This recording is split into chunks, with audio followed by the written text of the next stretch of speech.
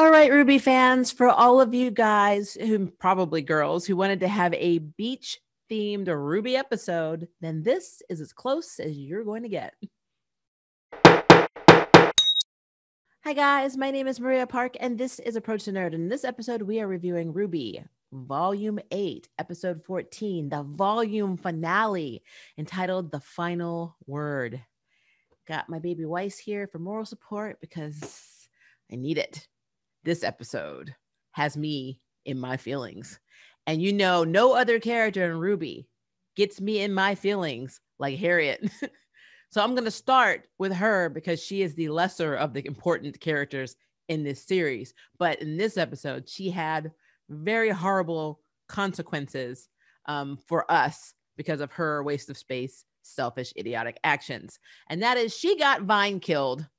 I know Arthur remotely controls the autopilot and he remotely activated the payload, but she shouldn't have been up there in the first damn place. And so because she was in her crazy demented ass feelings, she fights Crow. She still says, let me do my job. And remember, the Aesops have always said, I'm not friends. We're not friends. We don't believe in being friends. We just have each other's back. Well, Vine proved and even said if he could save his friends, that he was basically willing to die and using his semblance to basically shield this bomb from exploding, which is technically Harriet's freaking fault for having that thing in that damn plane in the first place. I felt so bad for Elm because, you know, Elm is a very sensitive character and I felt really bad because she knew Vine was about to do it. And she had to hold on to Harriet and drag her in the ship so they can get out of the blast radius while he basically sacrificed himself. And so Vine is dead. He's dead. And I blame Harriet. So that's literally, I mean, yes, I also blame Arthur, but I blame Harriet for this. And I hope it hurts like hell. And I hope this is the inspiration that this effed up character needs to start acting right because she is not a good person. She's a waste of space. Rooster Teeth, as far as I'm concerned, having Harriet be one of the last characters standing in this episode, you have failed me, you have failed Mantle, you have failed RWBY. You have failed this city. Now let's move on. The Team RWBY minus Yang are getting their asses kicked by Cinder and Neo. They just are. I hate to say that, but it's very, very true. They are not faring well against them at all. Blake and RWBY basically get knocked into the abyss that Yang fell into in the last episode. That kind of looks like the one we see where they all fall in the opening. It looks like that when they all go into like this dark mass and there you see the staff of creation and they're all reaching for it. There's a bunch of grim hands. I mean, it's very foreboding. So more than likely, this is an indication of something else, which we do see at the end of this episode, which I'll get to in a second. I do love, though, that Blake tried to save RWBY. It was like a tribute to her. Let's admit it here, guys. Her lover, because it's her sister, because she believes that Yang is dead. I also love that when RWBY and Blake get knocked into the oblivion, that Weiss is using Blake's weapon to continue to fight Cinder as kind of a homage to her fallen teammate. I think that whole thing, I'm in my feelings, guys. I'm in my feelings.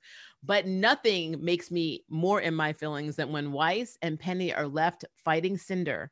Janga's come on to help them, but Penny gets mortally wounded by Cinder. And so, of course, Cinder wants the staff. She wants Jin, and she wants the Winter Maiden powers.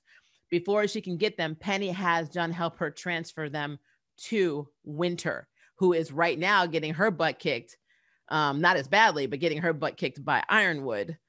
And so Winter, the whole scene between them is flipping heartbreaking. Like Winter, she's like, I don't deserve the powers. And Penny's like, they were originally yours. And she's like, no, they were better basically with you. And then Penny's like, but you were always my friend. And I'm like, and she's like, I'll always be with you. And I'm like, no, they effing killed Penny. You let Harriet live and you effing killed Penny. You let Penny be a real girl for like half an episode and now she's dead. So yeah, she gives the maiden powers to Winter and Winter is now the Winter Maiden. And that whole scene just tore me up. It just effing tore me up. Winter attacks Ironwood because he fires at her and she reverses his the firepower from his gun. So he gets hit. So he's hurt, but he's not dead. And then she goes off to battle Cinder. There's a few cool moments in that battle, but it was not as amazing as I know it could be, especially with Winter. But you know, they have to say something for volume 9.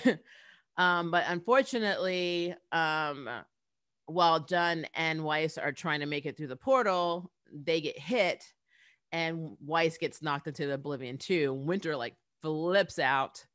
But unfortunately, everything is fading away. They have to get through the portal. And I don't understand why she didn't pick John up and carry him, because he doesn't make it through the portal and ends up falling into the oblivion too. Everybody's going into oblivion.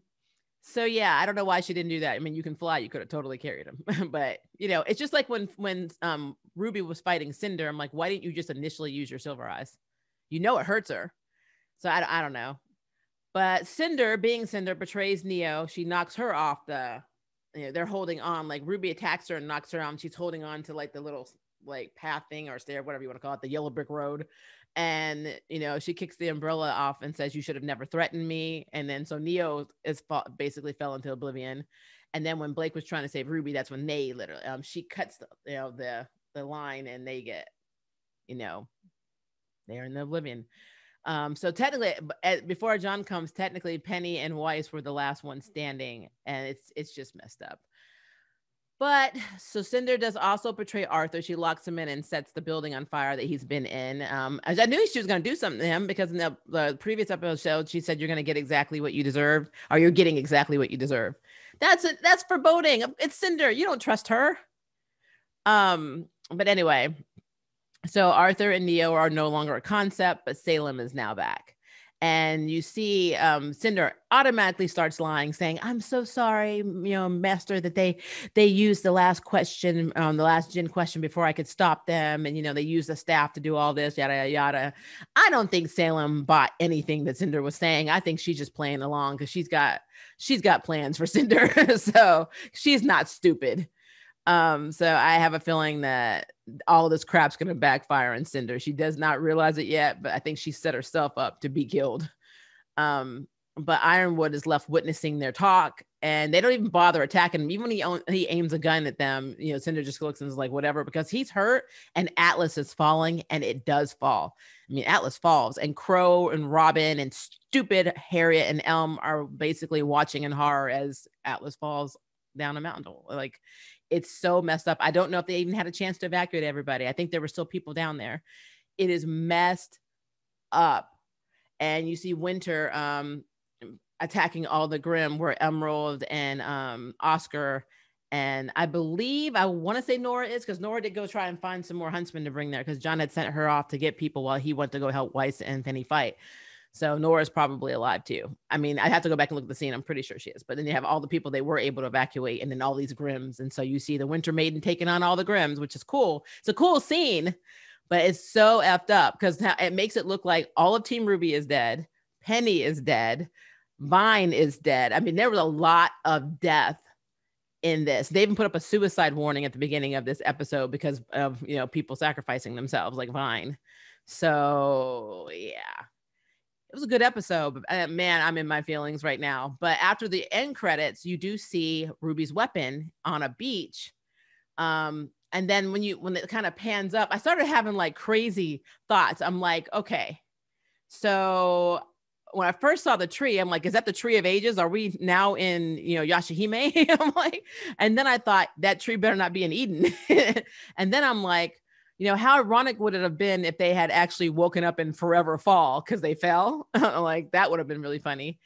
Or, I mean, either way, I really don't have any clue where they are. So, but maybe they're in the multiverse, maybe Crisis on Infinite Earth's landing area or Limbo. I mean, they are about to have a crossover with RWBY and Justice League in the comics.